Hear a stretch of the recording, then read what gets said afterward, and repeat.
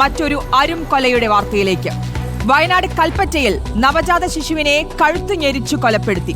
Police ചോദ്യം ചെയ്യലിലാണ് നേപ്പാൾ സ്വദേശികളായ മഞ്ജു, ഭർത്താവ് അമർ, മകൻ റോഷൻ എന്നിവർ കുറ്റം സമ്മതിച്ചത്. റോഷന്റെ ഭാര്യ പാർവതിയുടെ പരാതിയിലാണ് പോലീസ് ഇവരെ അറസ്റ്റ് ചെയ്തത്.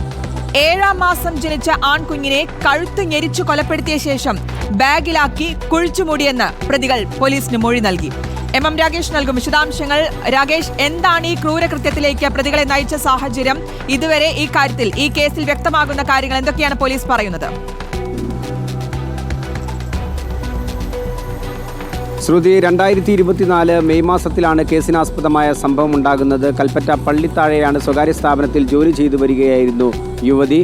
ഒപ്പം തന്നെ ഇപ്പോൾ അറസ്റ്റിലായിട്ടുള്ള റോഷൻ, ഒപ്പം തന്നെ മഞ്ജു, റോഷന്റെ മാതാവാണ്, റോഷന്റെ പിതാവാണ് അമർ. ഈ 3 പേരാണ് ഇപ്പോൾ അറസ്റ്റിലായിട്ടുള്ളത്. നേപ്പാൾ സ്വദേശിനിയായ പാർവതി ഈ വിഷയത്തിൽ കഴിഞ്ഞ ദിവസമാണ് വയനാടെത്തി പരാതി നൽകിയത്.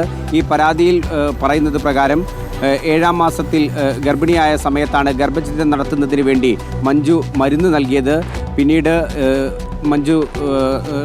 പാർവതി പ്രസവിക്കുകയും ചെയ്തു. തൊട്ടടുത്ത ദിവസം തന്നെ നവജാത ശിശുവിനെ ക്രൂരമായി കൊലപ്പെടുത്തുന്ന സാഹചര്യമാണ് ഉണ്ടായത്.